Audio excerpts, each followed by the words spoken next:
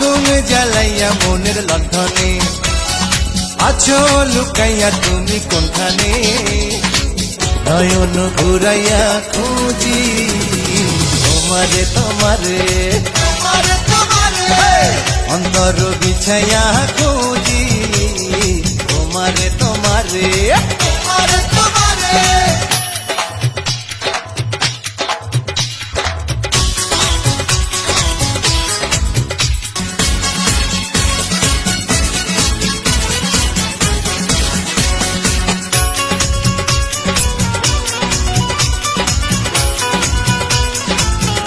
ভাই বন্ধু গোলাপ ফুল, আসসালামু আলাইকুম।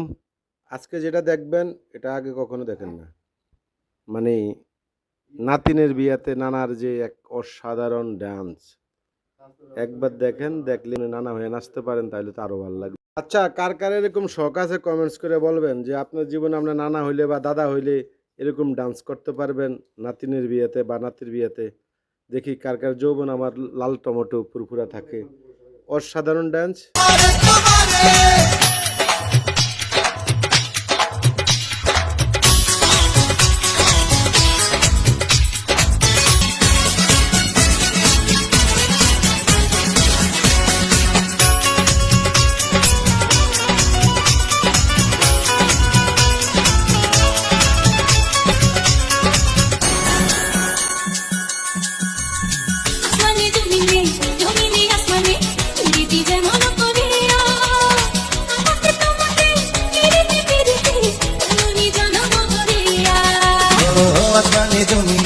জমিনে আসমানে নিচে যেমন করিয়া আমাতে তোমাতে পিরিতি পিরিতি এমনই জন্ম ভরিয়া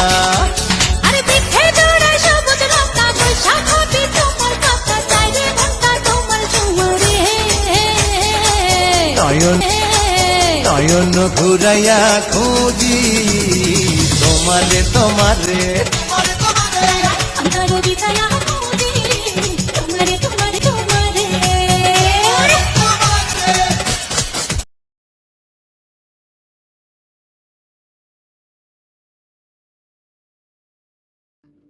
একটা ভুল কিন্তু হইছে ভাই, বাচ্চা গেছে বন্ধু রাসেল।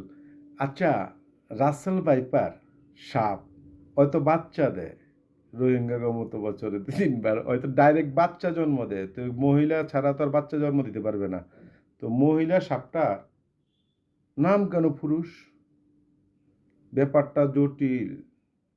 প্লিজ কেউ যদি জানেন মহিলা সাপটার নাম কেন রাসেল রাখা হয়েছে, জরিনা মরিনা সাবানা ঐশ্বরিয়া না রাইখা, তাহলে কমেন্টস করবেন।